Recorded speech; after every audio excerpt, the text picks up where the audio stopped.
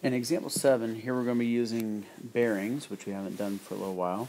But we're also going to solve a word problem here to find out how far a child has swam in a lake. I would probably recommend not letting your own child swim this far, but do as you wish. So, as you can tell, I already have a triangle drawn here, so you make sure you draw the triangle. It says a child swam from A to B, so if you're going from A to B, he swam at a bearing of north 28 degrees east. So that means this angle from here to here is going to be 28 degrees. Remember, whenever we talk about bearings, you measure from your vertical, not your horizontal.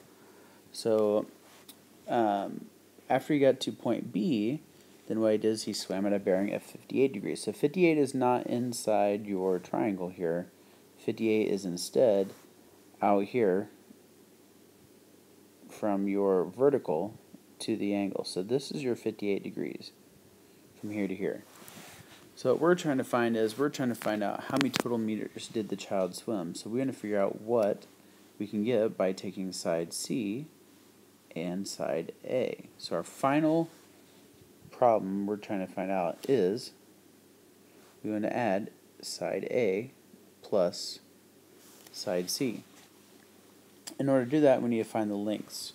So if we can use this 800 on the left, then we have to know what this angle is right here.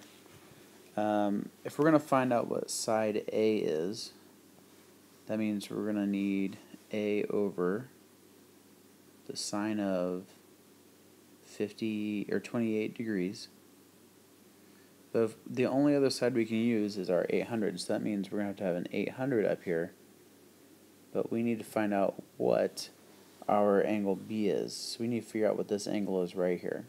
Well, we know by alternate interior angles that if we have a 28 degrees down here, that since we have a horizontal line here, a vertical line there, and another vertical line here, exterior alternate interior angles means that this is going to be 28 degrees here.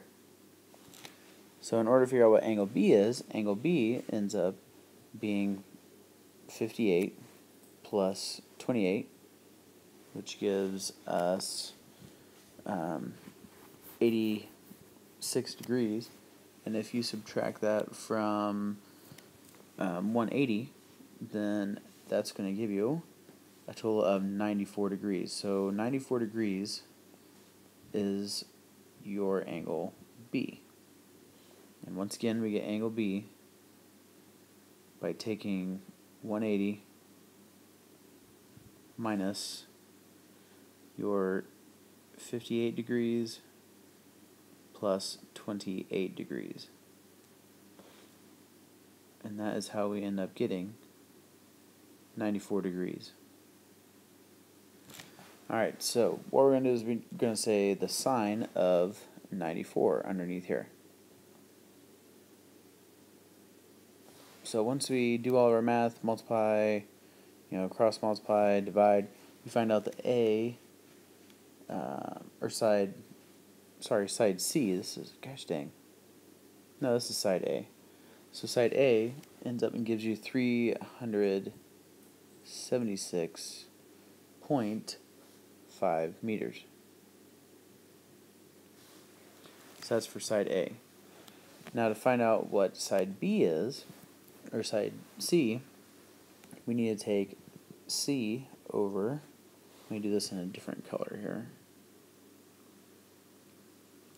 In order to find out what side C is, we're going to say C over the sine of, well, we need to find out what angle C is. So if we take, for angle C, if we're going to take out, add our 28 plus 94, that gives us a solid 122. So 180 minus 22 is going to give you 58 degrees. So angle C is 58 degrees. So we get the sine of 58 degrees is equal to the 800 over our sine of 94. And we find out that C ends up equaling 680.1 meters. So since our total distance that the child swam is going to be equal to your A plus your C, so side A of your triangle plus side C, you end up and take 680.1 plus 376.5.